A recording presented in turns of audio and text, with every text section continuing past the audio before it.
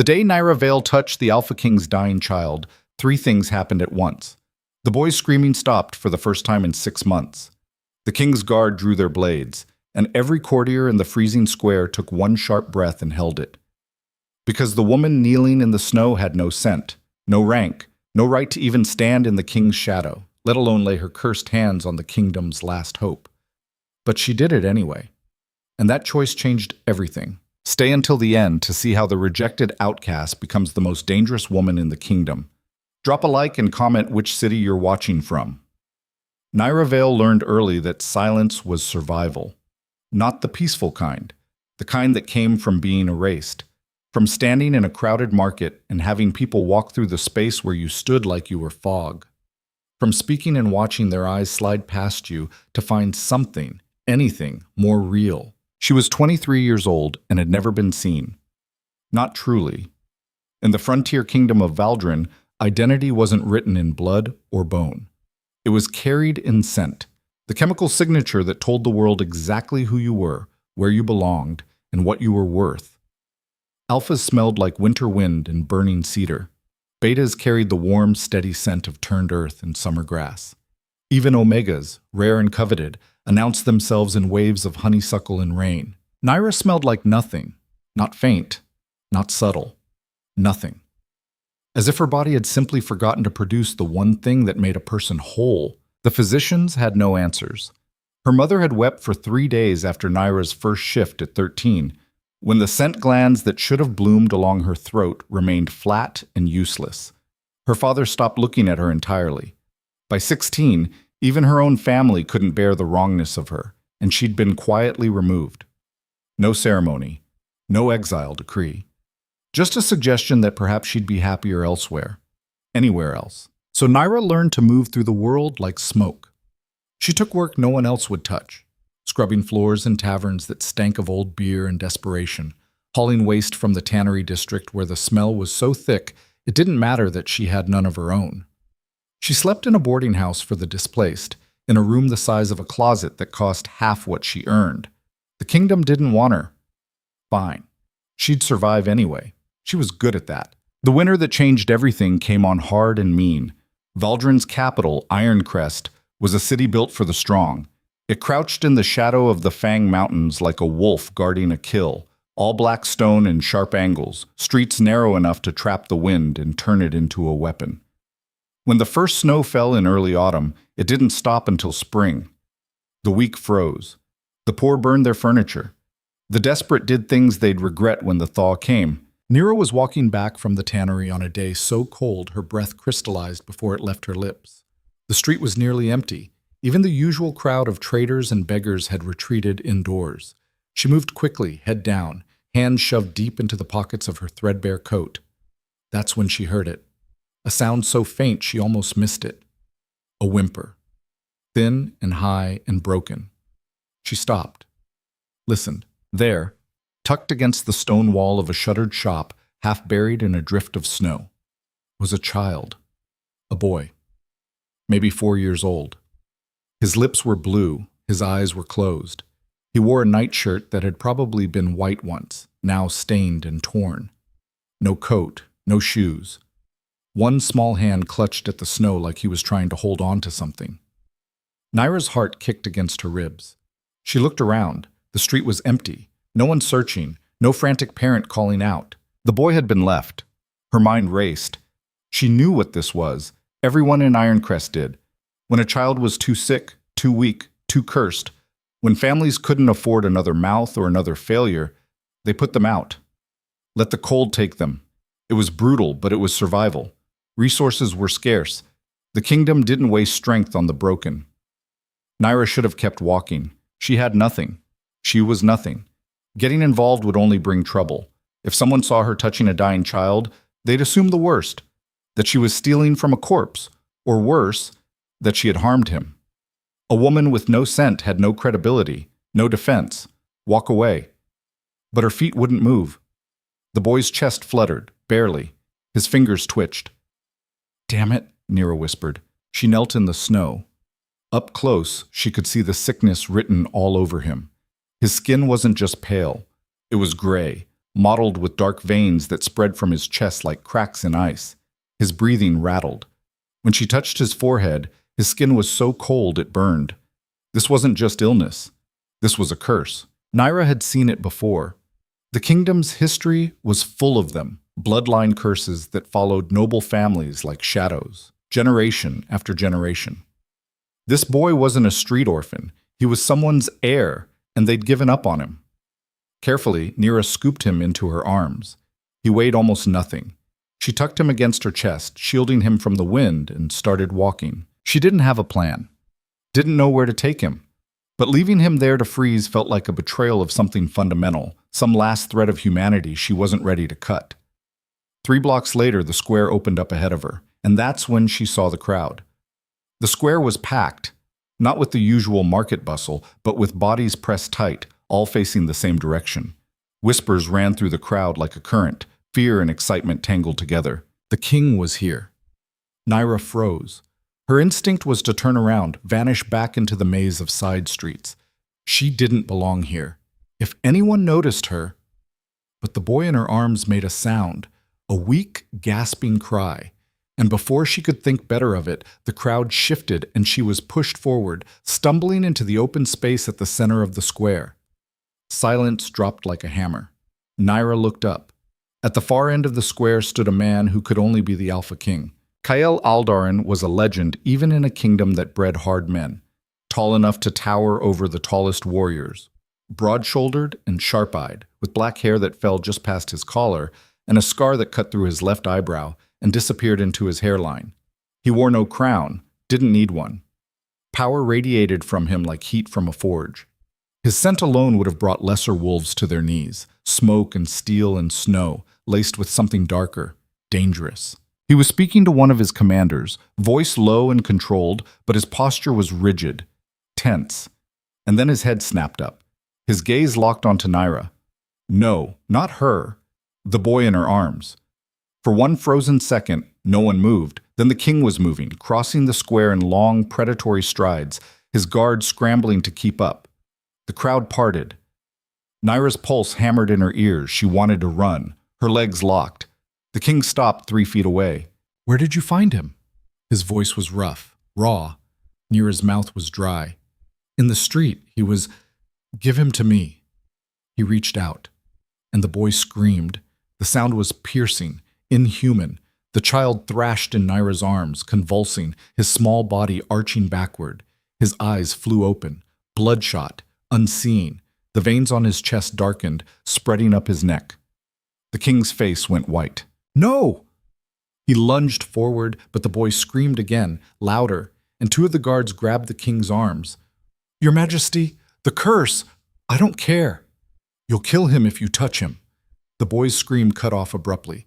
His head lolled. His breathing stopped. Nyra's mind went blank. Pure instinct took over. She pressed her palm flat against the boy's chest and pulled. She didn't know what she was pulling, didn't understand it, but there was something there, something cold and sick and furious, writhing inside the child like a living thing. She could feel it, and without thinking, she reached for it, dragged it toward her, into her. The reaction was immediate. The boy gasped, a huge, shuddering breath. Color flooded back into his cheeks. The veins on his chest began to fade, and Nyra's vision went dark at the edges. Pain exploded through her chest, cold and sharp, like swallowing broken glass. She staggered. Her knees hit the stone. The boy slipped from her arms. The king caught him. For a moment, father and son stared at each other. The boy blinked, confused, and then whispered, "Papa?" Kael's breath hitched. He pulled the child against his chest, one hand cradling the back of his head, and for a second the most powerful man in the kingdom looked like he might shatter. Then his gaze cut to Nyra. She was still kneeling on the frozen ground, one hand pressed to her chest. Her heart felt wrong, too slow, too cold. "What did you do?" the king demanded. Nyra couldn't answer, couldn't breathe. The last thing she saw before the darkness swallowed her completely was the boy looking at her over his father's shoulder, his small face pale and solemn. And then nothing. Nyra woke to warmth. Real warmth, not the phantom memory of it, but actual heat soaking into her skin. Soft fabric beneath her, the faint crackle of a fire. She opened her eyes. Stone ceiling, dark beams, firelight dancing across tapestries that probably cost more than everything she'd ever owned combined. This wasn't the boarding house. Panic flared. She sat up too fast and immediately regretted it. Her head spun and her chest throbbed with a deep, bone-cold ache. She pressed a hand to her sternum and felt something. Not pain, exactly. More like an absence. A hollow space where warmth should be. "You're awake." Nyra's head snapped toward the voice. The king sat in a chair near the fire, his son curled up asleep in his lap. The boy looked better, cheeks flushed, breathing even. One small hand was fisted in his father's shirt. Kale watched her with an intensity that made her want to crawl out of her own skin. "Where am I?" Her voice came out rough. "The palace." Nyra's stomach dropped. I wasn't trying to. I know." He cut her off, not unkindly. "You saved his life." Silence. Nyra didn't know what to say to that, didn't know if it was even true. She'd acted on instinct, desperation. Whatever she'd done, it hadn't felt like saving. It had felt like drowning. The king shifted carefully, adjusting his hold on the boy. "What's your name?" "Nyra Vale." "You have no scent." It wasn't a question. She nodded anyway. "Which means," he continued, "you have no pack, no family, no standing. The law doesn't even acknowledge you exist." Heat crept up Nyra's neck. "I know what I am." "Then you'll understand," Kael said quietly, "that what you did today should have been impossible." Nyra's mouth went dry. The king leaned forward slightly, his gaze never leaving hers. "My son is cursed. Every Aldaran heir for 5 generations has died before their 10th birthday. Physicians, healers, mages, everyone has tried. They all failed." His jaw tightened. "Most of them died trying." Nyra's pulse jumped. "I didn't do anything." "You did." His voice sharpened. "You touched him when he was in full collapse. No one has been able to do that without triggering the curse and dying within minutes. But you didn't just survive, you stopped it. I watched it leave him. I watched it go into you." She wanted to argue, wanted to say he was wrong, but she could still feel it, the cold weight sitting in her chest like a stone. "What do you want from me?" she whispered. Kael's expression didn't change. "I want you to do it again." Nyra stared at him. "You just said people die." "They do." "Then why?" "Because he's dying anyway." The king's voice cracked, just slightly, and he glanced down at the boy in his arms. "The remissions don't last. In a few days, maybe a week, the curse will come back stronger, and next time, it will kill him." He looked back at Nyra, and for the first time she saw past the armor, saw the exhaustion etched into the lines around his eyes. The grief. "I've tried everything," he said. "I've traded away half my treasury. I've sent men to the ends of the earth. I've begged gods I don't believe in. And I've watched him suffer every single day of his short life." His hands tightened around his son. "I won't stop looking for a cure.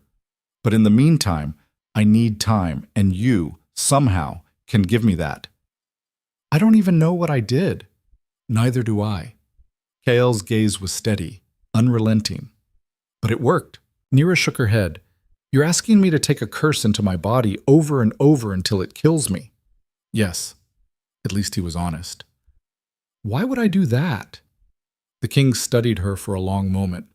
Then he said, "What do you want?" Nyra blinked. "What?"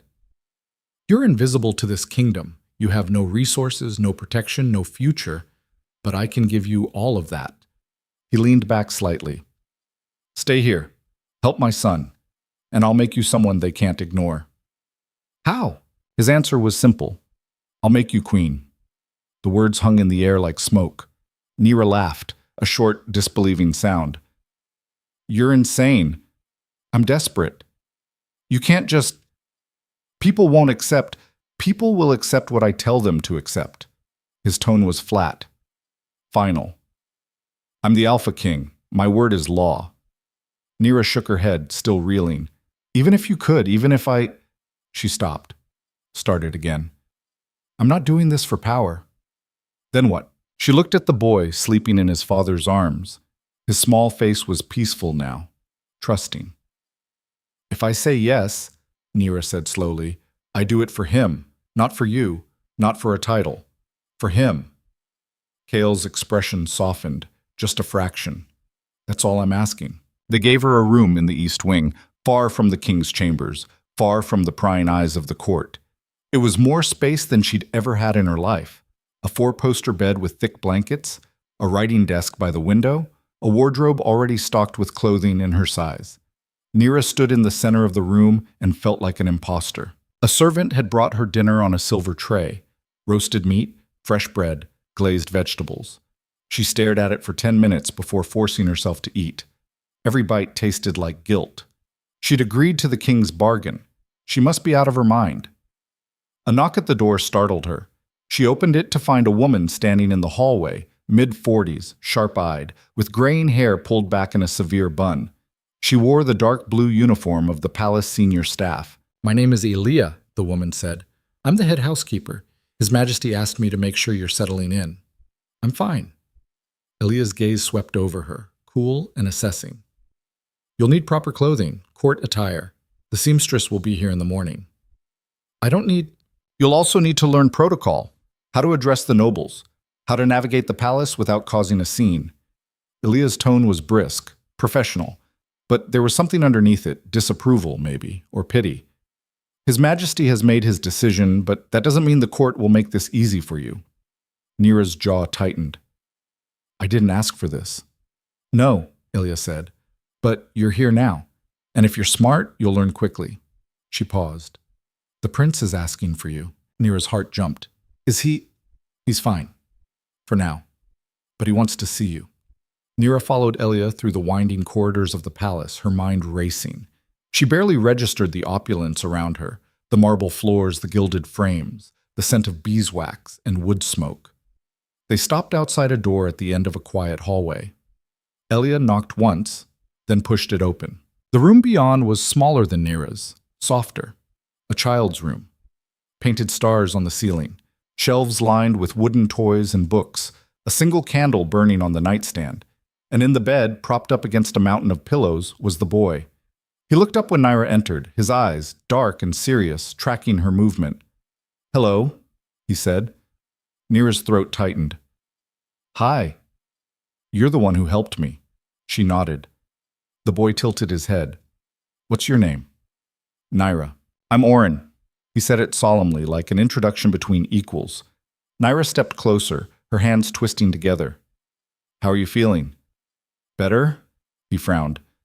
Papa said you got sick because of me. It's not your fault. But it is. His voice was small, certain. I'm cursed. Everyone says so. Nyra's chest ached. She sat down on the edge of the bed, careful not to jostle him. You're not cursed. You're just sick. And we're going to figure out how to fix it.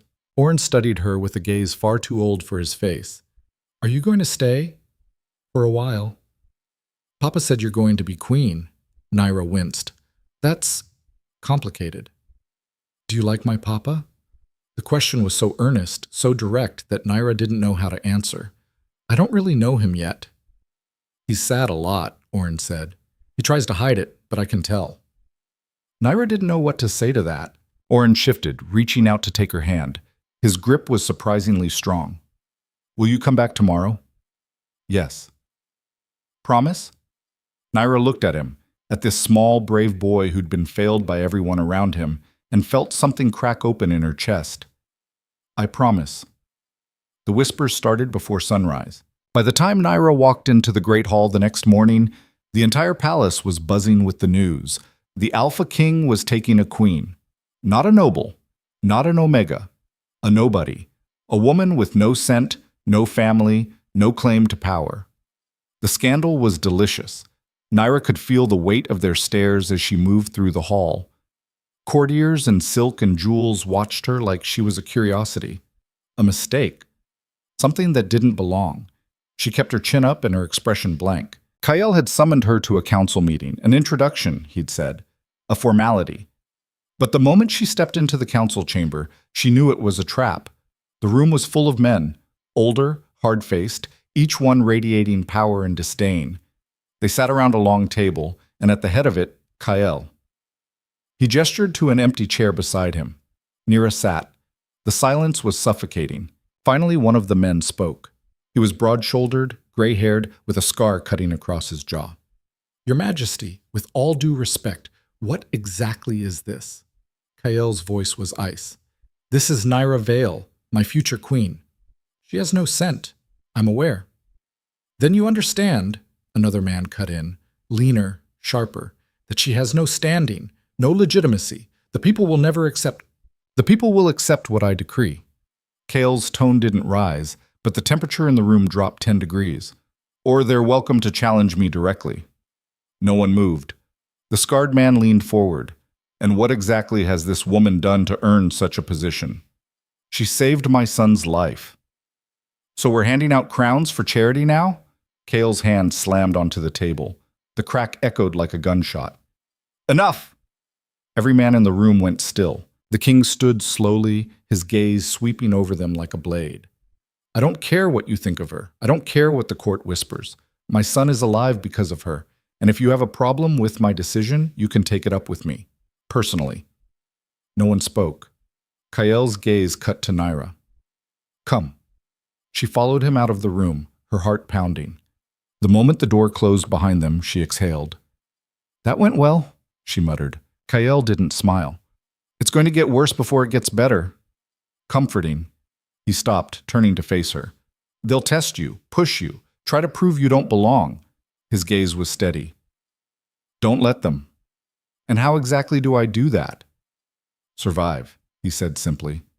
"That's what you're good at." Nyra wanted to argue, wanted to tell him she wasn't strong enough for this.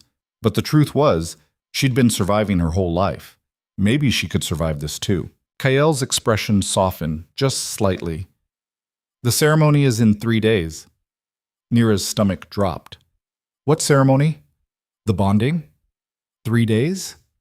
"The court needs to see legitimacy. The sooner we make this official, the harder it will be for them to contest." Nyra's mind reeled. "I'll have Elia help you prepare." Kael turned to leave, then paused. "And Nyra?" She looked up. "Thank you," he said quietly, "for staying." Then he was gone, and Nyra was left standing in the hallway, wondering what the hell she'd just agreed to. 3 days wasn't enough time to become someone new. Nyra stood in front of a mirror taller than herself, wearing a dress that cost more than a year's wages at the tannery. Deep blue silk that caught the light like water, embroidered with silver thread and patterns she didn't recognize. The seamstress had pinned and tucked and measured until Nyra felt like a doll being dressed for display. "Stop fidgeting," Ilya said from behind her. Nyra dropped her hands. She'd been pulling at the neckline. It was too high, too tight, suffocating. Everything about this felt wrong. The dress, the room, the fact that in less than 6 hours she'd be standing in front of the entire court, binding herself to a man she barely knew. "I can't do this," Nyra said. "You don't have a choice." "I could leave." Ilya's reflection appeared in the mirror beside her. The older woman's expression was unreadable. "And go where? Back to scrubbing floors? Back to being invisible?" She adjusted the fall of Nyra's sleeve. "You made your choice when you picked up that boy in the street." "I didn't know it would lead to this." "Life rarely asks permission before it changes." Ilya stepped back, examining her work. "You'll do. Try not to trip on the train." A knock at the door interrupted them. One of the younger servants poked her head in. "Miss Vale, the prince is asking for you." Nyra's chest loosened slightly. "Tell him I'll be right there." The girl hesitated. "He's not in his room." Nyra frowned. "Where is he?" "The garden. He says he's hiding." Despite everything, Nyra almost smiled. She found Oren tucked behind a stone bench in the palace's inner courtyard, half buried in a rose bush. He looked up when she approached, twigs caught in his dark hair, dirt smudged across his cheek. "I'm not going," he announced. Nyra crouched down beside him. "Not going where?" "To the ceremony. Everyone's going to stare and whisper and say mean things about you." His lower lip trembled. "I don't want them to be mean to you." Something inside Nyra's chest cracked open. She reached out, gently picking a leaf from his hair. "They're going to say those things whether you're there or not." "Then why should I watch?" "Because," Nyra said softly, "I'm doing this for you, and it would help if I knew you were there." Oren's eyes, so serious, so much older than they should be, searched her face. Are you scared? Terrified. Papa says queens aren't supposed to be scared. Your papa's wrong. Nyra sat down properly, not caring that the silk dress was getting dirty. Everyone gets scared. The difference is what you do with it. What are you going to do? Walk in there anyway. She held out her hand. Will you walk with me? Oren stared at her hand for a long moment. Then he took it, his small fingers wrapping around hers. Okay. But when they stood up, Nyra felt it. That cold weight in her chest, shifting, growing. For just a second, her vision darkened at the edges. She steadied herself against the bench. Nyra? Oren's voice was small, frightened. I'm fine, she forced a smile. Just stood up too fast. But they both knew it was a lie. The bonding ceremony was held in the throne room at sunset.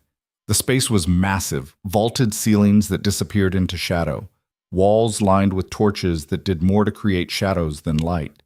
Every noble family in the kingdom had been summoned. They filled the room like a jury, silent and watchful. Nyra walked down the center aisle alone. No family to escort her. No one to stand beside her except Oren, who clutched her hand so tightly her fingers ached. At the far end of the room, Kael waited. He wore black, simple, severe, unadorned. But he didn't need decoration. Power radiated from him like heat. When his gaze locked onto hers, Nyra felt the weight of it all the way to her bones. She reached the dais. Oren reluctantly let go of her hand and stepped aside. Kael's expression was unreadable. You came. Did you think I wouldn't? I wasn't sure. The officiant stepped forward, an ancient man in ceremonial robes, his voice creaking like old wood. He began the traditional words, the old language that bound alpha to mate, king to queen. Nyra barely heard any of it. Her focus narrowed to the cold weight in her chest, the way it pulsed in time with her heartbeat. Something was wrong. Your Majesty, the officiant said, do you accept this woman as your queen, your mate, your equal in all things? Kael's voice was steady. I do. The old man turned to Nyra. And do you? She never got to answer. The cold in her chest exploded. Pain ripped through her like a blade. She gasped, staggered, and would have fallen if Kael hadn't caught her. His hands locked around her arms, holding her upright. Nyra! She couldn't speak, couldn't breathe. The curse was moving, writhing inside her like something alive, clawing its way through her veins. She could feel it spreading, reaching for her heart. Get the healers! Kael's voice cracked like a whip. But Nyra knew healers couldn't help. This wasn't a wound they could stitch. This was the price she'd agreed to pay, coming due faster than anyone expected. Through the haze of pain, she heard the crowd stirring, whispers rising. Someone laughed, short and bitter. The scentless woman can't even finish the ceremony.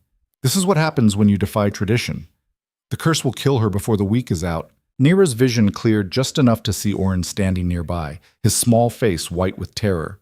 And beside him, one of the courtiers, a woman in emerald silk, leaning down to whisper something that made the boy flinch. Rage cut through the pain like a blade. Nyra straightened, pulled herself upright using sheer force of will. She looked at Kael and said through gritted teeth, Finish it. You need finish it. Something shifted in his expression. Respect, maybe, or recognition. He turned to the officiant. Continue. The old man stammered. Your Majesty, if she's unwell, she's standing, she's speaking. Continue. The officiant swallowed hard and rushed through the rest of the vows. When he finally pronounced them bound, Kael's hand closed around Nyra's wrist. Not gently, but firm. Grounding. You're mine now, he said quietly. That means you don't get to die on me. Nyra's laugh came out more like a cough. I'll do my best. But as the court filed out and servants rushed forward with worried hands, Nyra caught sight of the woman in emerald silk. She was watching Nyra with cold, calculating eyes, and she was smiling. Nyra woke in the infirmary. Again. The palace healers had stripped her down to a thin shift, surrounded her with burning herbs that made her eyes water, and bled her twice. None of it helped. The curse sat in her chest like a stone, cold and immovable. They don't know what to do with you. Nyra turned her head. Ilya stood in the doorway, arms crossed. Join the club, Nyra muttered. The older woman moved into the room, her footsteps soft on the stone floor. The court's already placing bets on how long you'll last. That's comforting. 3 days is the popular wager. Some are being generous and giving you a week. Elia pulled up a chair and sat down with a heaviness that suggested she'd been on her feet too long. You collapsed in front of everyone, made yourself look weak. I am weak. Then you'd better learn to hide it. Elia's gaze was sharp, hard. You're queen now. That means every move you make is a weapon someone will try to use against you. Nyra closed her eyes. I didn't ask for this. No one ever does? A pause. But you're here. So either give up now and prove them all right, or figure out how to survive. How? That's your problem to solve. Elia stood. But I'd start by finding out who wants you dead. Besides everyone, there's wanting, and then there's planning. Elia moved toward the door.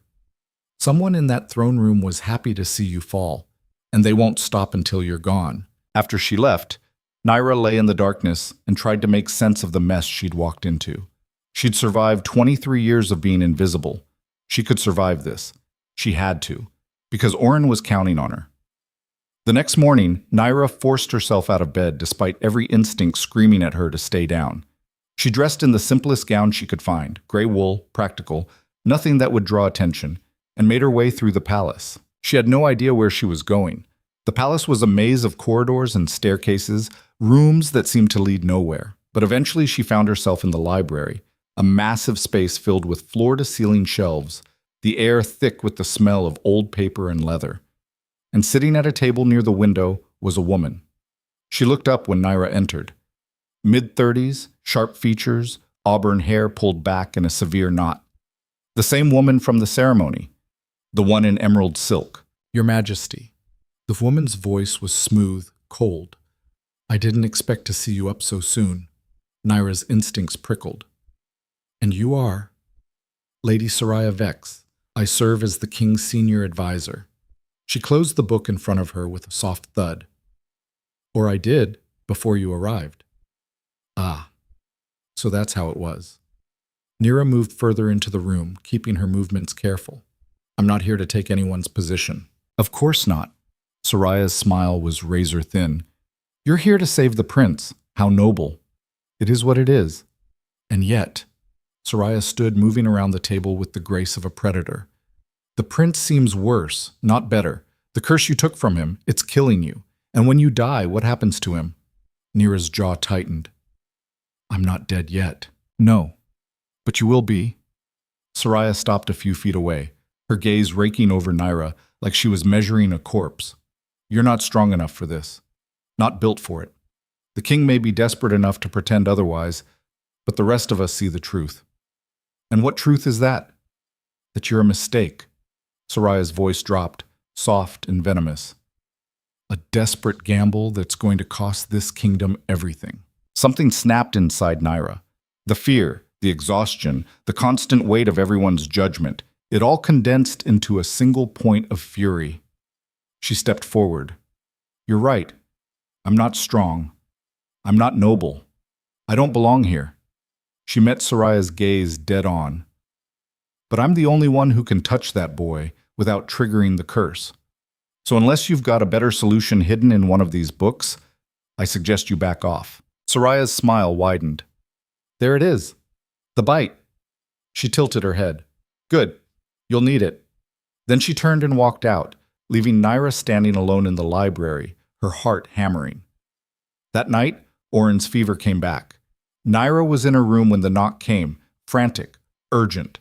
She opened the door to find one of the servants, white-faced. The prince... Nyra didn't wait for the rest. She ran. By the time she reached Oren's room, Kael was already there, pacing like a caged wolf. The boy lay in his bed, shaking, his skin gray and slick with sweat. The dark veins had returned, spreading across his chest and up his neck. How long? Nyra demanded. 20 minutes. Kael's voice was rough, raw. It's worse this time. Nyra moved to the bed. Up close, she could see the curse working, pulsing under Oren's skin like something trying to break free. His eyes were closed, but his mouth moved, whispering words she couldn't make out. She pressed her hand to his chest and pulled. The reaction was immediate. The curse surged toward her like a living thing, eager and hungry. Cold flooded her veins, her vision darkened, pain ripped through her chest, sharper than before. But this time, she was ready for it. She gritted her teeth and held, forced the curse to settle, trapped it inside her own body like catching smoke in a jar. Oren's breathing evened out. The veins faded. Color returned to his cheeks. Nyra's knees buckled. Kale caught her before she hit the floor. His arms locked around her, solid and warm, and for a second she let herself lean into him. Just a second. "You can't keep doing this," he said quietly. "Yes, I can." "Nyra, I can." She pulled back, forcing herself to stand on her own. "I just need to figure out how to hold it longer. Control it." "And if you can't?" She didn't have an answer for that. Kale's jaw tightened. For a moment he looked like he wanted to argue. Then he just nodded once and turned back to his son. Nyra left the room before she could collapse again. The pattern repeated over the next week. Every few days, the curse would surge back to life inside Oren, and Nyra would pull it into herself. Each time, it took longer to settle. Each time, the pain was worse. She stopped sleeping, stopped eating more than she had to. The cold in her chest became a constant companion, a weight she carried everywhere. The court noticed. Whispers followed her through the halls. "She's dying. She won't last the month. The king's gamble is failing." Nyra ignored them. She had bigger problems, like the fact that the curse was starting to talk. It happened late one night when she was alone in her room. She'd been staring at the ceiling, trying to will herself to sleep, when she felt it, a presence. Not outside her body, inside. A voice, cold and ancient, whispering in a language she didn't know but somehow understood. "You cannot hold me forever." Nyra sat bolt upright, her heart pounding. The voice laughed. "You are fragile, weak, and I am eternal." "Get out of my head," Nyra whispered. "I am not in your head, little wolf. I am in your blood, your bones, your heart." The presence shifted, pressing against the walls of her chest like something testing the bars of a cage. "You think you can contain me? You will break. And when you do, I will take everything." Nyra's hands shook. She pressed them flat against her sternum, as if she could physically hold the curse in place. "Not today." The voice receded, but its laughter lingered. The next morning, Nyra went looking for answers. She spent hours in the library, pulling books on curses, bloodline magic, ancient rituals. Most of it was useless, vague warnings and superstitions with no real substance. But eventually, buried in a text so old the pages crumbled when she touched them, she found something. A reference to an ancient practice. A way to bind a curse instead of just holding it. But the ritual was dangerous. Required an anchor point, something strong enough to tether the curse permanently. And it required blood. Nyra stared at the page until the words blurred. She knew what she had to do. That night, she went to Kyle. She found him in his private study, bent over a stack of reports, a glass of whiskey untouched at his elbow. He looked up when she entered, and for a second she saw the exhaustion written all over him. "Nyra." He straightened. "Is Oren—" "He's fine, sleeping." She closed the door behind her. "I need to talk to you." Kale gestured to the chair across from his desk. Nyra sat, her hands folded tightly in her lap. "I found something," she said. "A way to bind the curse. Make it permanent." His eyes sharpened. "Explain." She told him about the ritual, the anchor, the blood. When she finished, Kyle was silent for a long moment. Then he said, "No." "It's the only way." I said no. He stood abruptly, moving to the window. "You're already killing yourself holding it. This ritual. It would destroy you. Or it would save Oren. At what cost?" He turned back to face her, and for the first time she saw something raw in his expression. Fear. "You think I can watch you die for him? You think that's what I want?" "What you want doesn't matter." Nyra's voice came out harder than she intended. "This is what I agreed to. This is the deal." The deal was to buy time, and we're running out. She stood, meeting his gaze. "Every day that passes, the curse gets stronger. It's already starting to... It's talking to me, Kyle. inside my head. If I don't bind it soon, it's going to break free. And when it does, it won't just kill me, it'll kill Oren too. Kale's hands clenched into fists. There has to be another way. Then find it. Nyra's voice softened. But until you do, this is all we have. The silence stretched between them, heavy and suffocating. Finally, Kale said, "What do you need?" "Your blood. And Oren's." His jaw tightened. "When?" "Tomorrow night. During the new moon." She hesitated. "And Kyle? No one else can know. If the court finds out what we're doing, they'll call it treason." He nodded. "I'll handle it." Nyra left the study feeling like she'd just signed her own death warrant. The next day crawled by in agonizing slowness. Nyra spent most of it with Oren, reading him stories and playing games, trying to memorize every detail of his face, just in case. "You're being weird," Oren said, squinting at her. "Am I?" "You keep looking at me like I'm going to disappear." Nyra forced a smile. "Just making sure you're real." He giggled, a sound so pure and unguarded it made her chest ache. That night, they gathered in the old chapel at the edge of the palace grounds. It was abandoned, forgotten, the perfect place for something that couldn't be witnessed. Kael arrived first, carrying Oren in his arms. The boy was half asleep, confused. "Papa, what's happening?" "Nyra needs our help," Kael said quietly. "Can you be brave for her?" Oren nodded, suddenly solemn.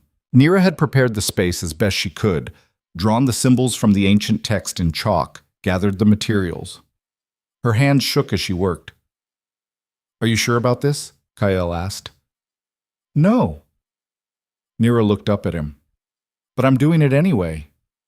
The ritual was simple in theory, complicated in practice. Nyra knelt in the center of the circle.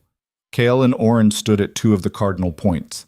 She'd drawn a blade across her palm, letting her blood drip onto the stone floor. Then she began the words. They were old, older than the kingdom. She didn't fully understand them, but her mouth shaped them anyway, pulled by instinct or desperation or something else entirely. The air in the chapel grew heavy, cold. Nyra felt the curse respond, surging up from the depths of her chest, eager and violent. It wanted out. She gritted her teeth and kept chanting. Kael stepped forward, slicing his own palm and adding his blood to the circle. The reaction was immediate. The curse screamed, a sound that existed only inside Nyra's skull. Then Oren stepped forward. "No!" Nyra tried to stop him, but the boy was already moving, his small hand reaching out. Kael caught his wrist. "Oren, I have to," the boy said. His voice was steady, certain. "It's my curse. I should help." Before anyone could stop him, he pressed his bleeding palm to Nyra's. The world exploded. Light and darkness crashed together. Nyra felt the curse surge, felt it try to break free, and for a second she thought she'd failed, that it would consume all three of them. But then something shifted. The curse fractured. Like a chain breaking under too much weight, it splintered into pieces. And instead of fighting it, Nyra grabbed those pieces, pulled them close, wove them into something new, something she could control. When the light faded, Nyra was on her hands and knees, gasping. Kael had collapsed against the wall, blood dripping from his palm. Oren sat in the center of the circle, wide-eyed but unharmed. "Did it work?" the boy whispered. Nyra pressed a hand to her chest.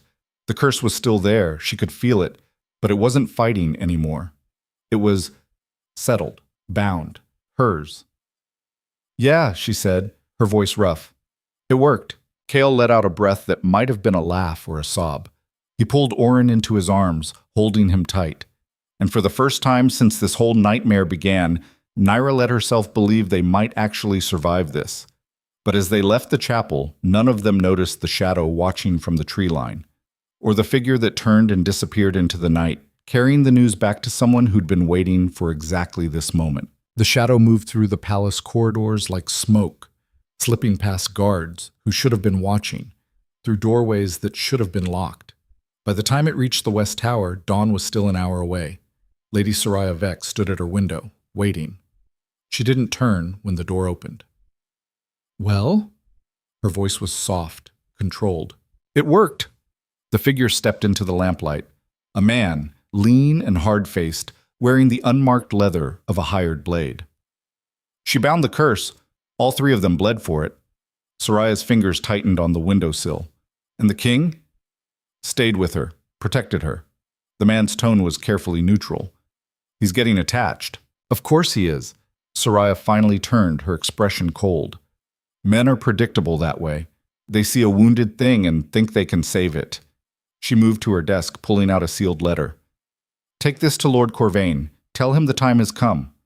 The man took the letter, tucking it inside his coat. And the woman? Leave her to me. Soraya's smile was sharp. She just made herself far more valuable than she realizes. After he left, Soraya stood alone in the darkness, her mind already working through the next moves. The scentless woman had done the impossible, bound a curse that had killed dozens. That kind of power, that kind of control, could change everything. She just needed to take it. Nyra woke to sunlight burning through her eyelids and every muscle in her body screaming. For a long moment, she couldn't remember where she was. Then it came back in pieces. The chapel, the ritual, the feeling of the curse splintering and reforming inside her chest. She sat up slowly. Her palm was bandaged. Someone had carried her back to her room and put her to bed. She didn't remember any of it, but she remembered the curse. It was still there. She could feel it coiled around her ribs like a sleeping snake, but it wasn't fighting anymore. It was waiting. A knock at the door made her jump.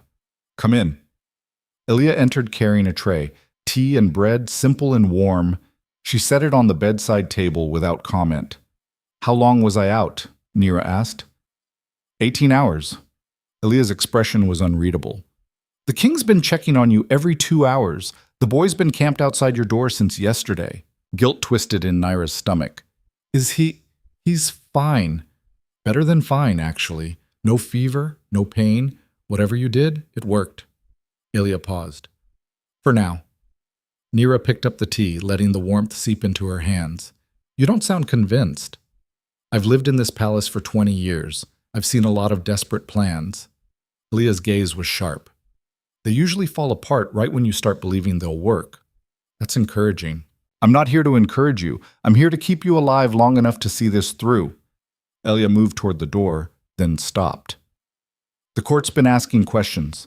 About where you were 2 nights ago. About the king and the prince. Nyra's pulse jumped. What did you tell them?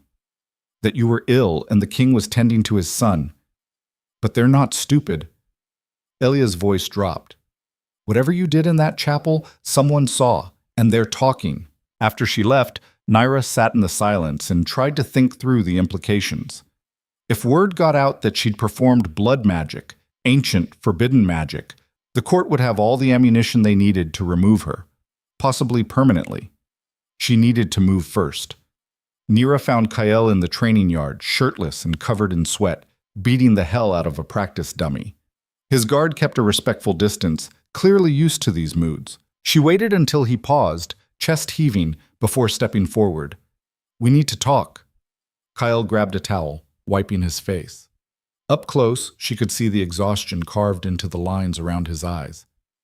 You should be resting. Someone saw us at the chapel. His hand stilled. How do you know? Elia. She says the court's asking questions. Nyra glanced at the guards, then lowered her voice. If they figure out what we did, they won't. You can't know that. I can protect you. From an entire court that wants me gone? Nyra shook her head. You're the king, not a miracle worker. Something flickered across his face. Frustration, maybe, or helplessness. He wasn't used to problems he couldn't solve with power or force. What do you want me to do? He asked finally. I don't know. Nyra's hands clenched. But sitting around waiting for them to make their move feels like suicide. Kael was quiet for a moment, his gaze distant. Then he said, There's a gathering tonight. The noble houses always meet before the winter solstice. Alliances get made, deals get struck. If someone's planning to move against you, that's where it'll start. Then I should be there. No. If I hide, I look guilty, weak. Nyra met his gaze. I need to face them. They'll tear you apart. Let them try. The words came out harder than she intended. I didn't survive this long by running. Kael studied her for a long moment. Then slowly, he nodded. Stay close to me. Don't drink anything you didn't pour yourself. And if anyone asks about the chapel, I'll lie. Nyra's smile was thin. I'm getting good at that. The gathering was held in the great hall, transformed for the occasion into something almost beautiful. Candles everywhere, their light reflecting off polished silver and gold. Long tables laden with food and wine, musicians playing something soft and forgettable in the corner. And nobles. Dozens of them, dressed in their finest, smiling and laughing and pretending they weren't all circling each other like wolves. Nyra wore deep red, Ilya's choice. If you're going to walk into the lion's den, the older woman had said, at least look like you belong there. She entered on Kael's arm, feeling every eye in the room turn toward her. The whispers started immediately, a low hum that followed her like a shadow. Ignore them, Kael murmured. Hard to do when they're not even trying to be subtle. They made their way through the crowd, Kael stopping to exchange words with various lords and ladies. Nyra smiled and nodded and said as little as possible. Every conversation felt like a test she didn't know the rules for. Then she saw Soraya. The woman stood near the far wall, surrounded by a small group of nobles who hung on her every word. When she caught Nyra's eye, she smiled, slow and cold, and raised her glass in mock salute. Who's that? Nyra asked quietly. Kael followed her gaze. Lady Vex. I told you about her. She hates me. She hates anyone who threatens her position. His hand tightened slightly on her arm. Don't engage with her. But it was too late. Soraya was already moving toward them, cutting through the crowd with practiced ease. Your Majesty. She dipped her head in the barest suggestion of a bow. And your Grace. How lovely to see you both looking so recovered. Nyra's jaw tightened. Lady Vex. I hope you're feeling better. Such a terrible thing, collapsing at your own bonding ceremony. Soraya's tone was all sympathy, but her eyes were calculating. The court was so worried. I'm sure they were. And the prince? I heard he had another episode. Kael's voice was ice. The prince is fine. Of course, thanks to her grace, I'm sure. Soraya's gaze slid to Nyra. You have such a gift. Taking on the curse like that? It must be exhausting. I manage. I'm sure you do. Soraya stepped closer, her voice dropping. But I wonder, how long can you keep it up? The curse is ancient, powerful, and you're just, well, you. Nyra felt the curse shift inside her chest, responding to the provocation. She forced it down. Long enough? We'll see. Soraya's smile widened. Enjoy the evening, Your Grace. She drifted away, leaving tension crackling in the air. I really hate her, Nyra muttered. Join the club. Kael's expression was grim. She's dangerous. Be careful. But careful wasn't enough. An hour later, Nyra stepped away to use the washroom. She was alone in the corridor when she heard footsteps behind her. She turned. 3 men stood blocking her path. Not palace guards. Hired muscle, their faces hard and blank. Her Grace is wanted elsewhere, one of them said. Nyra's heart kicked. I'm not going anywhere with you. That wasn't a request. The lead man moved forward. Nyra backed up, her mind racing. She could scream, but would anyone hear over the music? Could she fight? Not against 3 trained fighters. The curse stirred, cold and eager. Let me help, it whispered. Let me out. No, Nyra breathed, but the men were closing in. One of them grabbed her arm, his grip bruising, and the curse surged. Cold exploded through Nyra's body. Her vision went dark at the edges. She felt power, raw and violent, flooding her veins, and for a second she was terrified it would consume her. Then she pushed. The man touching her flew backward like he'd been struck by a hammer. He hit the wall hard enough to crack stone. The other 2 froze, eyes wide. Nyra stared at her hands. They were shaking. Ice was spreading across the floor beneath her feet. What are you? One of the men whispered. She didn't have an answer. Behind them, a door burst open. Kael appeared, flanked by his guard, his face dark with fury. Lay one more hand on her, he said, his voice deadly quiet, and I'll kill you myself. The men ran. Kael crossed to Nyra in 3 strides. Are you hurt? I didn't mean to. Her voice cracked. The curse, it just... I know. His hands closed on her shoulders, grounding her. It's okay. You're okay. But she wasn't. The curse was awake now, prowling inside her chest like something caged, and she could feel it pushing at the boundaries she'd set, testing them. More, it whispered. I can give you so much more. Nyra shoved it down with everything she had. Kael searched her face. We're leaving, now. He didn't wait for an argument. He swept her up and carried her out of the palace, ignoring the stares and whispers, moving with singular focus. By the time they reached her rooms, Nyra was shaking so hard her teeth chattered. Kael set her down carefully. Talk to me. I can't control it, the words tumbled out. I thought I could, but it's stronger than I expected. It wants... She stopped, horror crawling up her throat. It wants to hurt people. Then we'll find a way to strengthen the binding. What if there isn't one? What if I just made everything worse? Nyra pressed her hands to her face. I could kill someone. I could kill Oren. Stop. Kael pulled her hands away, forcing her to look at him. You're not going to hurt him, or anyone. You don't know that. Yes, I do. His gaze was steady, certain. Because you're the strongest person I've ever met. Nyra laughed, bitter, broken. I'm falling apart. You're still standing. That's what matters. His thumb brushed across her knuckles. I won't let you fall. I promise. The tenderness in his voice cracked something open inside her. For just a moment, she let herself lean into him, let herself believe he could keep that promise. Then reality crashed back in. Those men, she said. Someone sent them. Kael's expression hardened. I'll find out who. But they both knew. The next morning, Oren was gone. Nyra woke to chaos, guards shouting, servants running, Kael's roar echoing through the halls. She threw on a robe and ran barefoot to the prince's chambers. The room was empty, the bed untouched, the window open. Kael stood in the center of the room, his face white with rage and fear. When? Nyra demanded. Sometime after midnight. His voice was shaking. The guards were drugged. No one saw anything. This was planned. I know.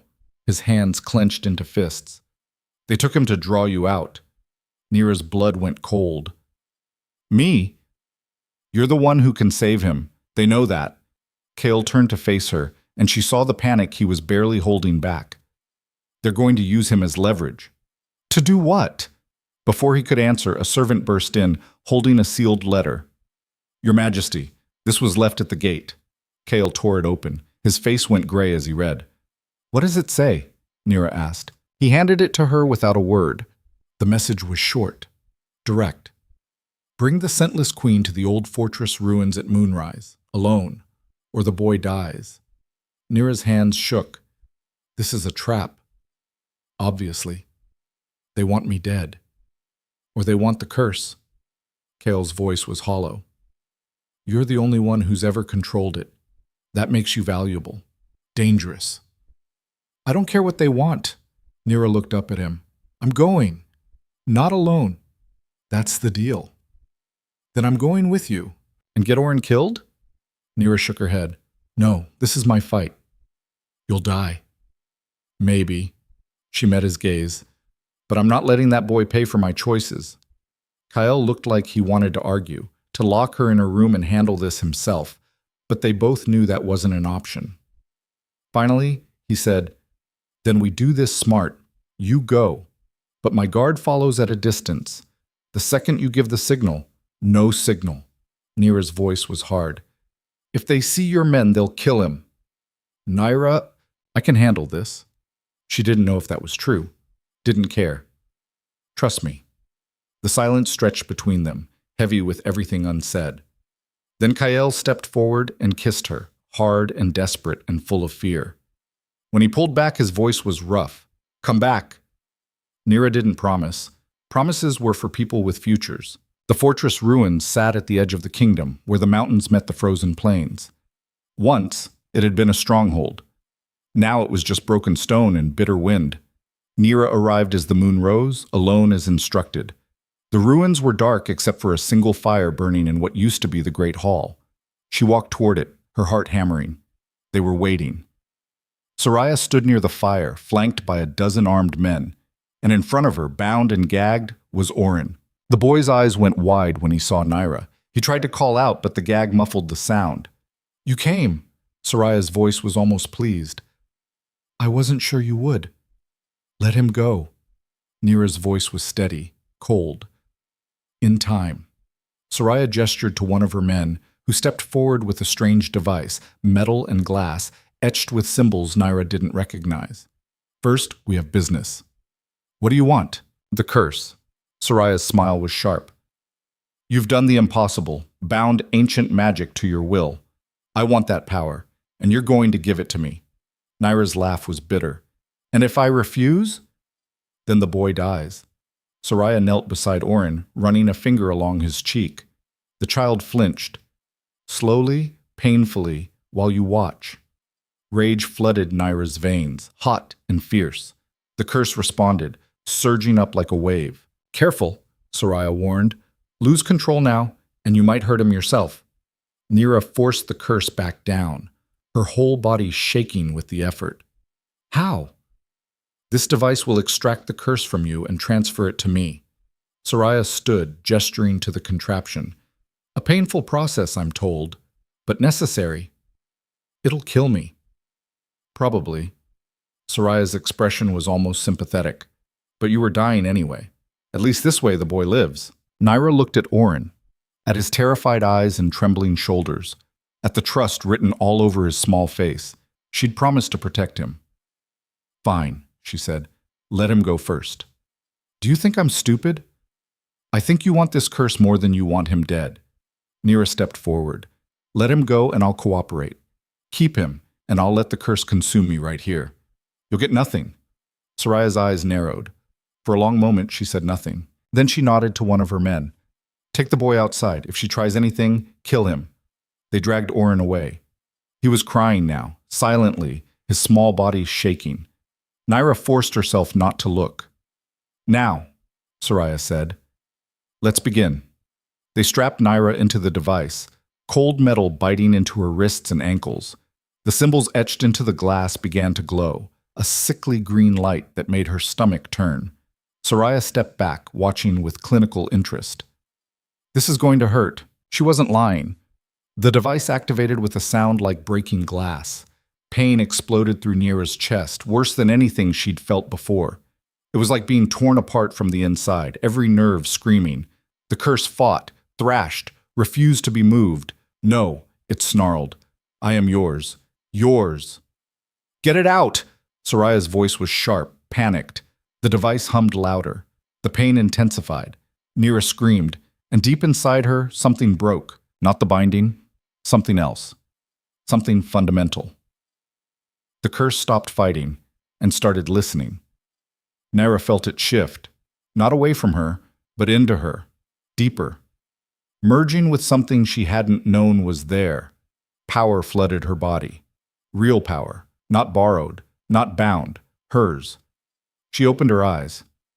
They were glowing, cold silver light that made Soraya stumble backward. "What?" Nyra shattered the restraints. Ice exploded outward, spreading across the stone floor, up the walls, freezing everything it touched. The device cracked and fell apart. Soraya's men shouted, scrambling back. Nyra stood. The curse wasn't just inside her anymore. It was her. "You wanted power," she said, her voice echoing with something ancient and cold. "Here it is." She raised her hand, and the world went white. The white light faded, leaving only ice and silence. Nyra stood in the center of the ruined hall, frost spreading from her feet in crystalline patterns that climbed the broken walls. Her breath came out in visible clouds. The air itself had turned sharp and cold, like the heart of winter compressed into a single moment. Soraya's men were on the ground, not dead, but frozen in place, ice creeping up their legs and torsos until they couldn't move. Their weapons had shattered. Their breath came in shallow gasps. Soraya herself had stumbled backward against the wall, her face white with terror. "What are you?" she whispered. Nyra looked down at her hands. They were glowing with that same silver light, frost crystallizing along her fingertips. The curse was still there. She could feel it, but it wasn't separate anymore. It had become part of her, woven into her very being. She'd stopped fighting it. And in surrender, she'd found control. "I'm the woman you tried to kill," Nyra said quietly. "Bad decision." She turned away from Soraya and walked toward the entrance where they'd taken Oren. Her footsteps left ice behind. The guard stationed outside took one look at her glowing eyes and ran. Smart. Oren was huddled against the exterior wall, still bound but unharmed. When he saw her, his eyes went wide, not with fear, but with something like awe. Nyra knelt beside him, the gag melting away at her touch. The ropes fell apart like rotted thread. Nyra? His voice was small, uncertain. It's still me. She pulled him into her arms, and he clung to her like she was the only solid thing in a shifting world. Are you hurt? He shook his head against her shoulder. Good. She stood, lifting him easily. He weighed nothing. Let's go home. Behind her, she heard Soraya trying to stand, ice cracking as the woman forced herself upright. You can't just leave. Nyra turned her head, just slightly. Watch me. She walked out into the night, carrying Oren, leaving Soraya and her frozen men in the ruins. Let them figure out how to explain this to Kael. Let them scramble. She was done being anyone's victim. The journey back to the palace should have taken hours. Nyra covered it in less than one, moving through the frozen landscape with a speed that didn't feel natural. The curse, no, the power, seemed to smooth her path, the wind itself bending around her. Oren had fallen asleep against her shoulder, exhausted and trusting. She could feel his heartbeat, steady and strong, alive. That's what mattered. She reached the palace gates just as dawn broke. The guard saw her coming and immediately called for the king. Kyle burst through the main doors, still pulling on his coat, his hair wild, his face haggard. When he saw her, saw them, he froze. For a moment, nobody moved. Then he was running, closing the distance between them in seconds. His hands went to Oren first, checking for injuries with desperate efficiency. He's fine, Nyra said. Just tired. Kael's gaze snapped to her face. He took in the silver glow still fading from her eyes, the frost clinging to her hair and clothes, the way the air around her felt wrong. What happened? Long story.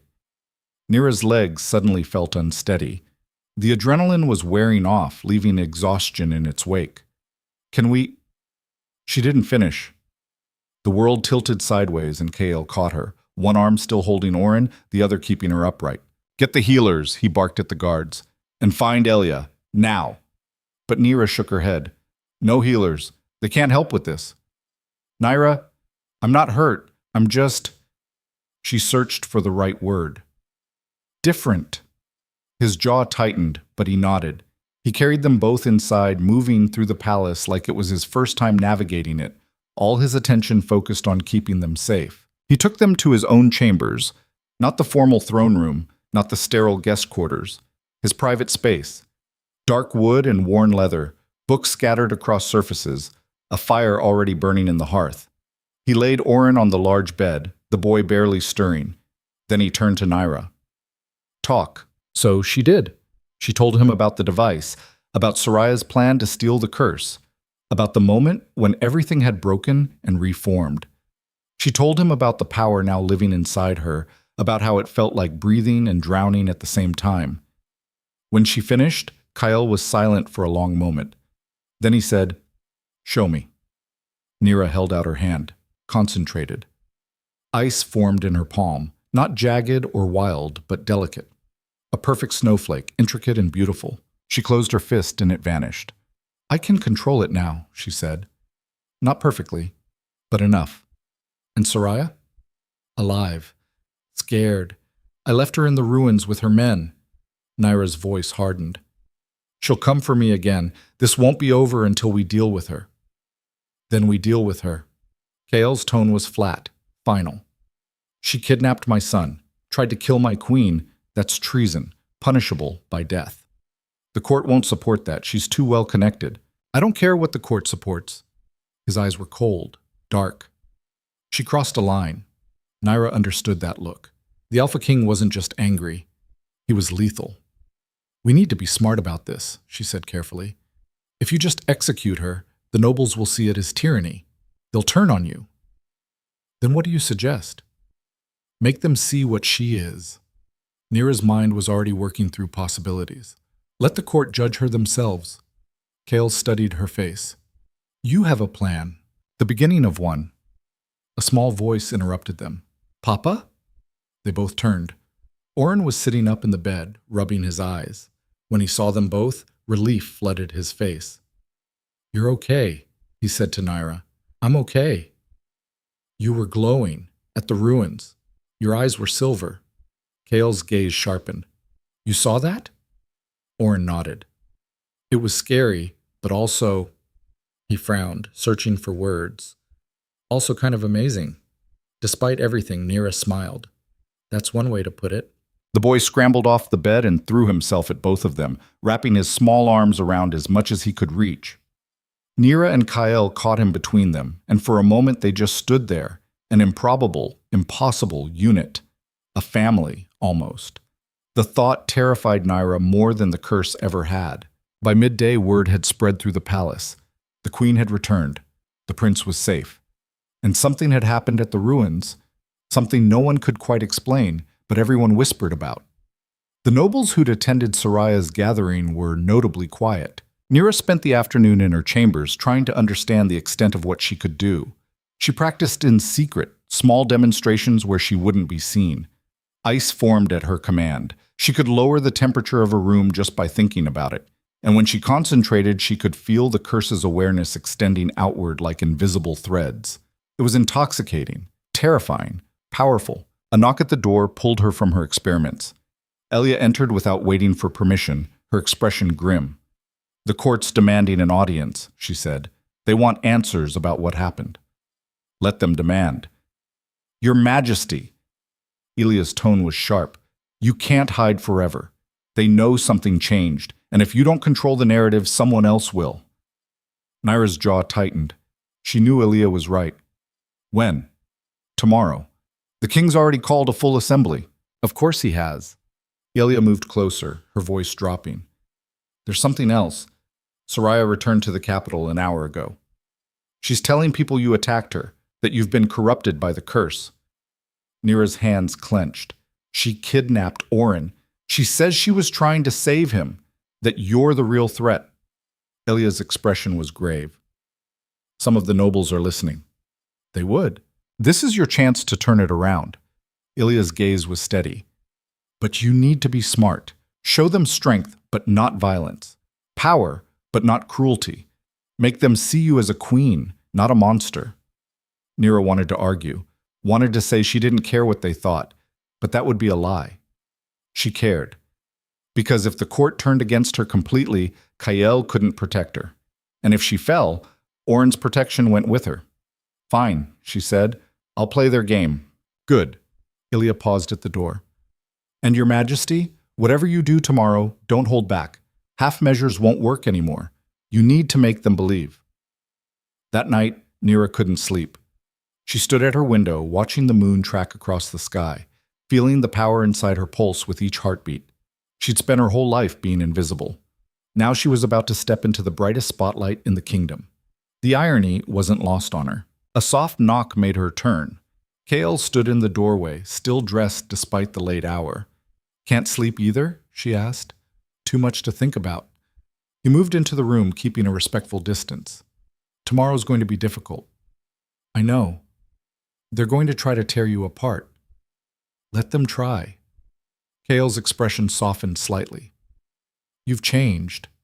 Have I? The woman I met in the square would have hidden. Run! You're standing here planning to face them head on. He studied her face. What happened out there did more than give you power. Nyra turned back to the window. I stopped being afraid. Of what? Of being seen. She traced a finger along the cold glass. My whole life, I was nothing, because I had no scent, no identity. I was invisible. She glanced back at him. But now I'm something they can't ignore, can't dismiss, and that's terrifying for them. It's terrifying for me too, Kyle admitted quietly. Not the power, the fact that I could lose you. The honesty in his voice made her chest tighten. You barely know me. I know you saved my son. I know you faced things that would break most people. I know you're braver than half my warriors. He moved closer.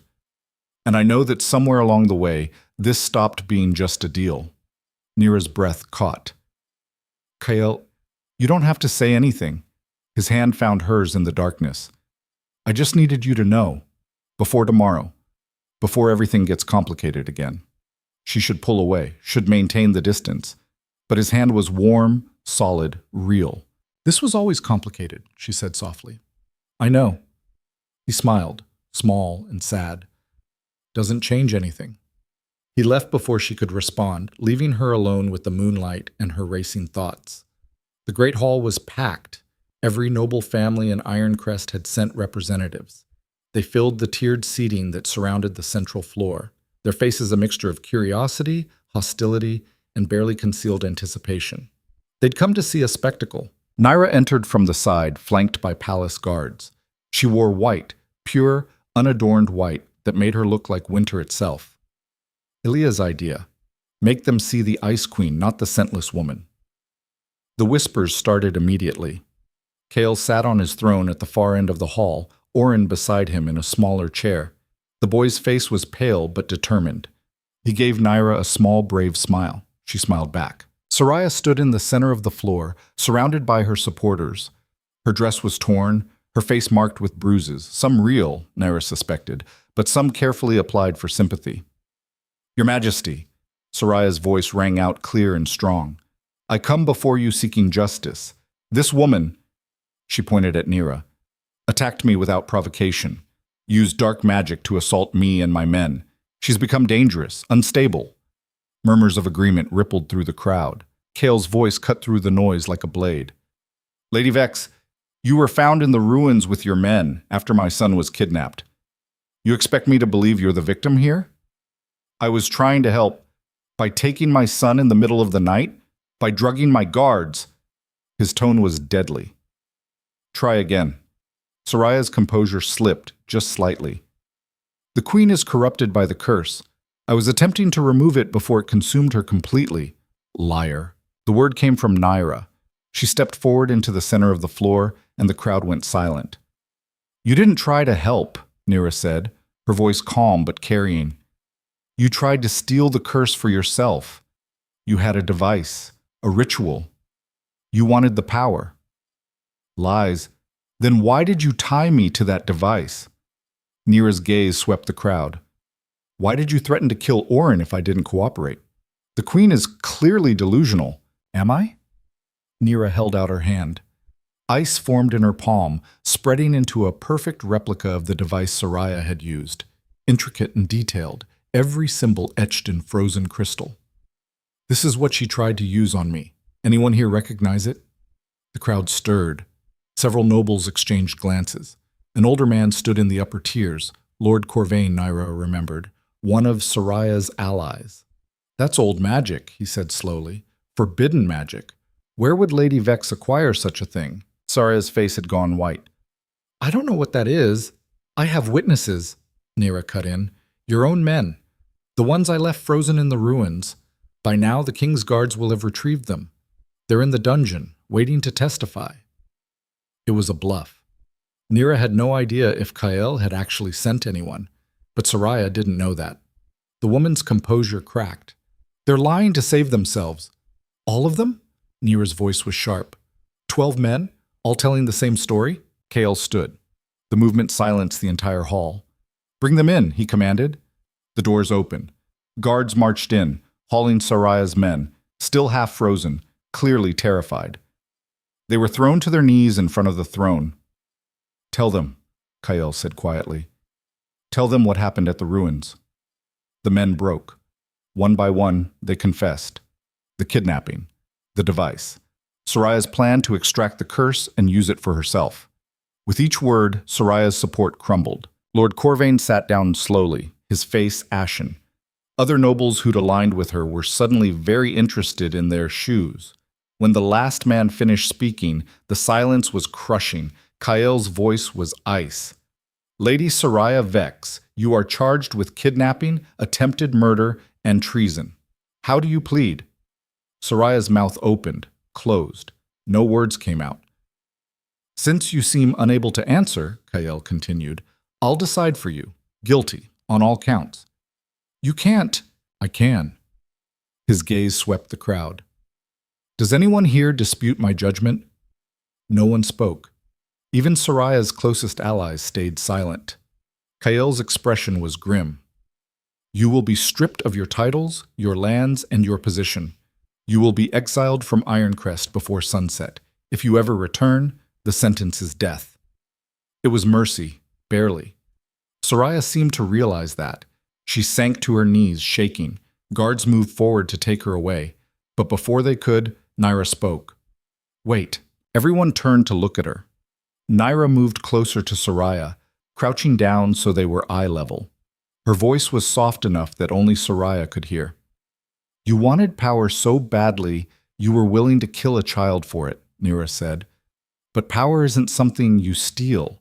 It's something you earn. She stood. Remember that, wherever you end up. Then she turned away, dismissing the woman completely. The guards hauled Soraya out. Her screams echoed through the hall until the doors slammed shut. Kael descended from his throne. He crossed to Nyra and took her hand, raising it high. The queen has proven herself, he announced, not just in power, but in justice. Anyone who doubts her place at my side can take it up with me personally. The challenge was clear, the threat even clearer. One by one, the nobles stood, and one by one, they bowed. It wasn't complete acceptance. Not yet. But it was acknowledgement, recognition. For the first time since arriving at this palace, Nyra wasn't invisible. That evening, Nyra found Oren in the palace gardens. He was sitting on a stone bench, throwing pebbles at a frozen pond. Mind if I join you? She asked. He scooted over immediately. You were amazing today. I was terrified. Really? His eyes were wide. You didn't look scared. Good acting. She smiled. Your father says queens aren't supposed to be afraid. I'm still working on that part. Oren was quiet for a moment, watching the pebbles skip and slide across the ice. Then he said, Are you going to leave? Nyra's heart clenched. Why would I leave? Everyone always does. My mother did. The healers, the tutors. His voice was small. People stay until I get sick again. Then they go away. Hey, Nyra turned him to face her. Look at me. He did, his eyes shining with unshed tears. I'm not going anywhere, she said firmly. I promised you, remember? And I keep my promises. Even if the curse gets worse? Even then. Even if the nobles don't like you? Even if the nobles hate me? She pulled him into a hug. You're stuck with me, kid. He wrapped his arms around her, holding tight. Good. They sat like that until the sun set, painting the sky in shades of red and gold. When they finally headed back inside, Kael was waiting in the corridor. He took one look at them, at Oren's tear-stained face and Nyra's gentle expression, and something in his own face softened. Everything okay? He asked. Yeah, Oren said, taking Nyra's hand. Everything's good. That night, as Nyra lay in bed staring at the ceiling, she felt the curse shift inside her. But it wasn't painful, wasn't fighting, it was settling, accepting. She'd won something today. Not just a battle against Soraya, but something bigger. The court had seen her, really seen her, and they hadn't looked away. It wasn't victory, not complete. The kingdom was still harsh, still unforgiving. There would be more challenges, more fights, but for the first time since this nightmare began, Nyra believed she might actually survive it. More than survive. She might actually win. 3 weeks after Soraya's exile, winter hit Ironcrest like a fist. The snow came early and stayed late, piling in drifts against the palace walls and burying the city streets. Merchants complained, nobles grumbled about the cold seeping through their manor walls. The poor burned whatever they could find and hoped they'd live to see spring. Nyra stood at her window watching the storm and felt nothing. Not the cold, not the wind. The curse had changed her in ways she was still discovering, and immunity to winter was apparently one of them. Small mercies. Behind her, the door opened. She didn't turn. You're brooding again, Kael said. I'm thinking. Same thing. He moved to stand beside her, close enough that she could feel his warmth. What about? The people. Nyra gestured toward the city below. They're suffering, and I'm standing here in a heated palace, completely comfortable. You can't fix winter. No, but I could help. She turned to face him. The curse gives me control over ice, over cold, What if I could use it to, I don't know, heat the city somehow, or create shelter? Kale's expression was carefully neutral. That's a lot of power to throw around. I have it. Why not use it? Because every time you use it, you risk losing control. His voice was gentle but firm. We don't know the limits yet. What happens if you overextend? What if the curse takes over? It won't. You don't know that? Nyra's jaw tightened. So I'm just supposed to sit here and do nothing? I didn't say that. Kale's hand found hers. I'm saying be careful. Start small. Test the boundaries before you try to save the entire kingdom.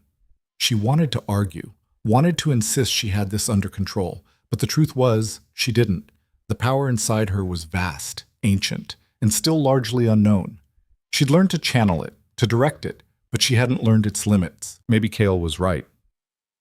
Fine, she said. Small steps. Good. He squeezed her hand. Now come on. Oren's been asking for you all morning. They found the boy in the library, surrounded by books about magic and history and ancient kingdoms. He looked up when they entered, his face lighting up. Nyra, look what I found. He held up a massive tome, barely able to lift it. It talks about the first cursed bloodlines. There's a whole chapter on breaking them. Nyra took the book, scanning the pages. Most of it was speculation and folklore, but there were kernels of truth buried in the text. References to ancient rituals, bindings, transformations. Where did you find this? She asked. The restricted section. Oren's expression was sheepish. I know I'm not supposed to go in there, but it's fine. Nyra set the book down, ruffling his hair. Good work, actually. This might be useful. Kale raised an eyebrow. You're encouraging him to break rules now. I'm encouraging him to think for himself. She met his gaze. There's a difference. A ghost of a smile crossed Kael's face. Fair enough. They spent the afternoon there, the three of them, piecing through old texts and trading theories. It felt almost normal, almost like a family. The illusion shattered when a guard burst through the door, his face pale. Your Majesty, there's a situation in the lower city. Kale was on his feet immediately. What kind of situation? Fire, the textile district. It's spreading fast. Nyra's blood went cold. The textile district was densely packed, all wooden structures built practically on top of each other. In this weather, with everyone burning whatever they could for heat, a fire would be catastrophic. Mobilize the guard, Kale ordered. Get water brigades. The wells are frozen, the guard interrupted. We can't get enough water fast enough. Kale's face went grim. He turned to Nyra, and she knew what he was thinking before he said it. No, she said.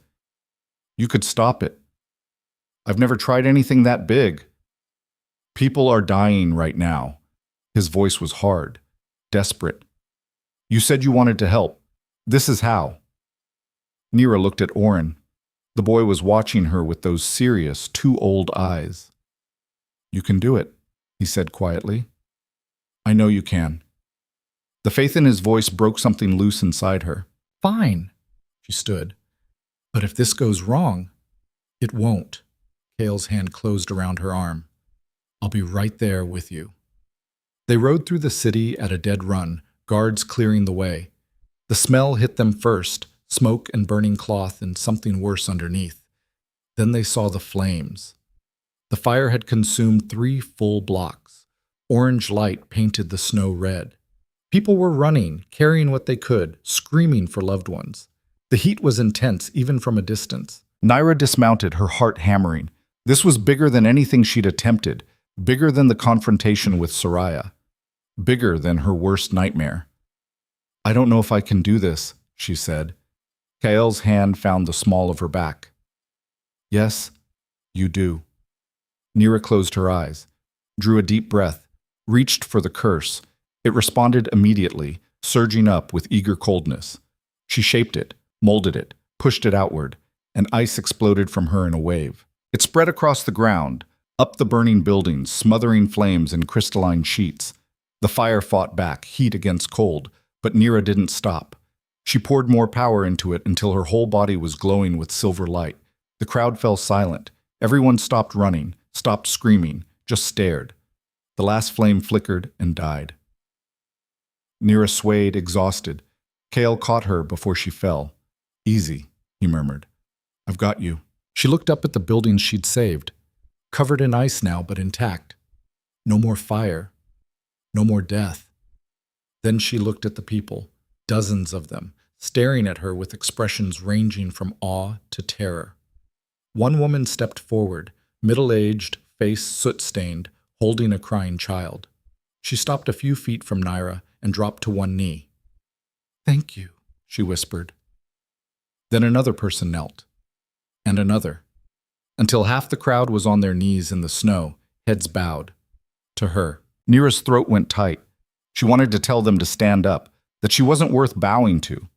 But Kael's hand tightened on her back, keeping her steady. "Accept it," he said quietly. "This is what it means to be queen." So she did. She stood there, covered in frost and exhaustion, and let them see her. Let them see what she'd become. The next morning, Nyra woke to find the palace in chaos. Nobles were arriving from all over the kingdom, demanding audience. Merchants wanted to thank her. Common folk had gathered outside the gates, calling her name. The woman with no scent had become the most talked-about person in Valdrin. Elia found her in the breakfast room, shoving bread and cheese into her mouth with single-minded focus. "You're famous," the older woman said. "I'm exhausted." "Same thing, really." Elia poured herself tea and sat down. "The court wants to honor you. Formal ceremony, titles, the works." Nyra groaned. "Can't they just send a card?" "You saved half the lower city. They can't exactly ignore that." Elia's expression softened slightly. "You did good, girl, whether you want to admit it or not." "I almost lost control, 3 times. If Kael hadn't been there, but he was, and you didn't." Elia leaned forward. "Stop waiting for permission to be powerful. You've earned this." Nyra wanted to argue, but deep down, she knew Elia was right. She'd spent her whole life apologizing for existing. Maybe it was time to stop. The ceremony was held that evening in the Great Hall, transformed once again into something grand. Candles everywhere. Music. The entire court dressed in their finest. Nyra wore ice blue, a gown that seemed to shimmer with frost, designed specifically to showcase what she'd become. When she entered, the crowd parted like water. Kael stood at the front beside his throne. Orin was there too, beaming. "Nyra Vale," Kael's voice carried through the hall. "You have proven yourself beyond question. You saved my son. You saved this city. You have earned not just a title, but the respect of this kingdom." He gestured for her to kneel. Nyra did, her heart pounding. Kael drew his sword, ceremonial, ancient, etched with symbols she didn't recognize. He touched it to her shoulder. "I name you protector of Valdrin, guardian of the realm, and queen not just in title, but in truth." His voice dropped, meant only for her. "Stand up, Nyra. Let them see you." She stood. The crowd erupted into applause, not polite, obligatory clapping, real noise, real approval. For the first time in her life, Nyra felt seen, actually seen. And it didn't hurt, but that night, alone in her chambers, the curse spoke to her again. "You're becoming too comfortable." Nyra stiffened. The voice was different than before, not hostile, but warning. "What do you mean?" The binding worked, but the curse is still there, still hungry. The presence shifted inside her chest. "You think you've won, but there's a price for power. There's always a price." "What price?" "Time will tell." Then it was silent again, leaving Nyra cold and afraid in ways she couldn't articulate. She didn't sleep that night. The next few weeks passed in a blur. Nyra threw herself into her new role, using her power to help where she could. She created ice barriers to protect the outer villages from winter storms. She froze parts of the river to create safe crossing points. She helped with the sick, discovering that her cold could slow fevers and ease pain. The people loved her. The nobles grudgingly accepted her, and Orin thrived. For the first time in his short life, the boy wasn't sick, wasn't suffering. He played in the snow, learned sword fighting from the guards, laughed so loudly it echoed through the palace halls. Nyra watched him and felt something dangerous bloom in her chest. Hope. But the curse's warning nagged at her. She could feel something building, pressure inside her ribs, like a storm waiting to break. She was in the library one afternoon, researching ancient magic texts, when Kael found her. "You've been avoiding me," he said. "I've been busy." Kira! He closed the door behind him. What's wrong? She wanted to lie, to brush him off, but she was tired of carrying everything alone. The curse talked to me again, she said. It said there's a price for the power, that I haven't really won. Kale was quiet for a moment. Then he moved closer, sitting on the edge of the desk. What kind of price? I don't know, that's what scares me. She looked up at him. What if this doesn't last? What if I lose control and hurt someone? Hurt Oren? You won't. You can't know that. Yes, I can. His hand found hers. Because I know you. You'd die before you let that happen. That's what I'm afraid of, she whispered. Kyle pulled her close, wrapping his arms around her. She let herself lean into him, drawing strength from his certainty. Whatever comes, he said quietly, we face it together. You're not alone anymore. The words broke something open inside her. Tears she'd been holding back for weeks finally fell. I'm scared, she admitted. I know. His lips pressed against her hair. Me too. They stayed like that until the sun set, holding each other in the gathering darkness. The storm broke 2 days later. Nyra was in the training yard with Oren, teaching him basic defensive stances when pain exploded through her chest. She gasped, staggering. Nyra? Oren's voice was distant, worried. The curse surged, not attacking, but expanding, like something inside her had finally run out of room. She dropped to her knees, frost spreading from her body in violent pulses. Ice formed on the ground, the walls creeping across everything. Get the king, someone shouted. Nyra couldn't respond. The curse was overwhelming her, pushing at the boundaries she'd set. It wasn't trying to escape. It was trying to grow. Kyle arrived at a run. He skidded to a stop, taking in the scene. Nyra on the ground, surrounded by a circle of ice 6 feet wide and spreading. Don't touch her, one of the guards yelled, but Kyle ignored him. He walked straight into the circle, knelt beside Nyra, and pulled her into his arms. Look at me, he commanded. Focus. I can't. It's too much. Yes, you can. His voice was steady, certain. You've done this before. You bound it once. You can bind it again. It's different now. Because you're stronger. His hands framed her face, forcing her to meet his eyes. You're not the woman I found in the square. You're not even the woman who saved Oren. You've become something more. So stop fighting yourself and take control. The words cut through the panic. Nyra drew a shaking breath and reached for the curse, not to push it away, but to embrace it fully. She'd been holding back, trying to keep it separate. But the curse was part of her now. Fighting it was fighting herself. So she stopped fighting. She opened herself completely, let the curse flood through every part of her, and instead of drowning, she surfaced. The ice stopped spreading. The cold stabilized. And when Nyra opened her eyes, they were glowing pure silver. Not with the curse's power, with hers. The transformation had completed. She wasn't cursed anymore. She was something entirely new. Kale's breath caught. Nyra? I'm okay. Her voice sounded different, deeper, resonant. I'm more than okay. She stood, pulling him up with her. The circle of ice melted at her command, water running in small streams across the training yard. Oren rushed forward, throwing his arms around her waist. You're all glowy! Despite everything, Nyra laughed. Yeah, I noticed.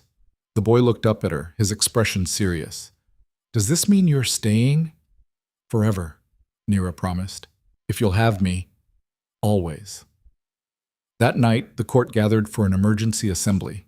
News of Nyra's transformation had spread through the palace like wildfire, and everyone wanted to see. She entered the great hall with Kyle and Oren flanking her, her eyes still glowing silver, frost trailing behind her like a cloak.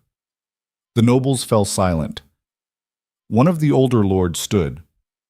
What are you? Nyra met his gaze. I'm your queen. You're cursed. I was cursed. She stepped forward, her voice carrying. But I transformed it, made it mine. The curse that killed generations of heirs is gone, broken. Oren will live, and this kingdom will never fear it again. Murmurs ran through the crowd. Disbelief, wonder, fear. And what about you? Another noble demanded. What power do you hold now? Enough to protect this kingdom. Nyra's gaze swept the room. I didn't ask for this, Didn't want it, but it's mine now, and I'm going to use it to make Valdrin stronger, better, more just. You expect us to follow someone who's not even fully human anymore? I expect you to follow your king, Nyra turned to Kael. And he chose me. Kael stepped forward, his hand finding hers. She's right. I chose her. Not because she's perfect, because she's strong. Because she's survived things that would destroy most of you. Because she's proven, again and again, that she deserves to stand beside me. He raised their joined hands. Anyone who challenges her challenges me. Anyone who threatens her threatens the crown. And anyone who thinks they can do better, his smile was sharp, is welcome to try. The threat hung in the air. No one moved. Then, slowly, one by one, the nobles bowed. Not all of them. Not with genuine acceptance, but with recognition. The scentless woman had become something they couldn't ignore. Later that night, Nyra stood on the balcony outside Kael's chambers, watching the city below. Lights flickered in windows. People moved through streets she'd helped protect. A kingdom that had rejected her now relied on her. It was terrifying, exhilarating, real. You're thinking too hard again, Kael said from behind her. It's my new hobby. She didn't turn. I keep waiting for something to go wrong. It might. He moved to stand beside her, but we'll handle it. We. He took her hand. You're not alone anymore. Stop trying to be. Nyra finally looked at him, really looked. Saw the man who'd gambled everything on a desperate hope, who'd stood beside her through every impossible moment, who'd chosen her when no one else would. I love you, she said. The words surprised her, but they were true. Kael's breath caught. Then he smiled, genuine, unguarded, beautiful. I love you too, have for weeks. Didn't want to say it and scare you off. I'm not going anywhere. Good. He pulled her close, his lips finding hers in a kiss that tasted like snow and smoke and promise. When they broke apart, Nyra rested her forehead against his. What now? Now? Kael's smile widened. Now we rebuild. Make this kingdom into something worth protecting. Together. Together. 6 months later, spring came to Valdrin. The snow melted. Green things pushed through the earth. The kingdom, which had seemed so harsh and unforgiving, softened at the edges. Nyra walked through the palace gardens with Orin, watching him chase butterflies and laugh without pain. He was taller now, stronger. No trace of the curse remained. Nyra? He turned to face her. Can I ask you something? Always. Are you happy? The question caught her off guard. She thought about it, really thought about it, about the woman she'd been, invisible and alone, about the journey that had brought her here, about the power she'd claimed and the love she'd found and the family she'd built from nothing. Yeah, she said softly. I think I am. Orin grinned. Good. Papa's happy too. He smiles now. He didn't used to. He didn't? Not really. Not until you came. The boy took her hand. You fixed everything. I didn't fix everything. Nyra squeezed his hand. But I helped. We all helped each other. That's what families do, right? Tears pricked her eyes. Yeah, that's exactly what families do. That evening, Nyra stood before the mirror in her chambers, looking at the woman reflected there. Silver eyes, frost-white hair at the temples. Marks of power she'd never asked for but had learned to wield. She looked nothing like the invisible girl who'd scrubbed floors in the tannery district. She looked like a queen. Kael appeared in the doorway. You ready? For what? Dinner, the court, our lives. He smiled. Choose one. All of the above. She turned to face him. Let's go. They walked through the palace together, past portraits of dead kings and ancient battles, past the ghosts of 1,000 decisions that had shaped this kingdom. And with every step, Nyra felt more certain. She hadn't just survived. She'd transformed. Not because some curse gave her power, but because she'd chosen to stop hiding, stop apologizing for existing. She'd claimed her place in a world that tried to erase her. And in doing so, she'd changed everything. The Great Hall was full. Nobles and commoners mixed together now, the strict hierarchies loosening under Nyra's influence. She'd opened the palace once a month for public audiences, letting anyone bring their grievances directly to the throne. It had been controversial, effective. When she and Kael entered, the crowd rose. "Your Majesties," they said as one. Nyra would never get used to that. But she was learning to accept it. They took their seats, Kael on his throne, Nyra on the newly crafted one beside it, Oren in his small chair between them. A family. A unit. A kingdom reborn. As the evening progressed, Nyra found herself watching the people, seeing them truly see her back. No longer invisible, no longer rejected. She thought about the woman she'd been, dying slowly in the shadows of a city that didn't want her. She thought about the choice she'd made to save a freezing child when every instinct told her to walk away. That single act of compassion had changed her life completely. No, it had given her a life. And standing here now, surrounded by people who relied on her, loved by a man who'd seen her when no one else could, raising a boy who called her mother in all but name, Nyra understood something fundamental. Power didn't come from magic or curses or titles. It came from choosing to care when the world told you not to. From standing up when everyone expected you to fall. From transforming pain into purpose.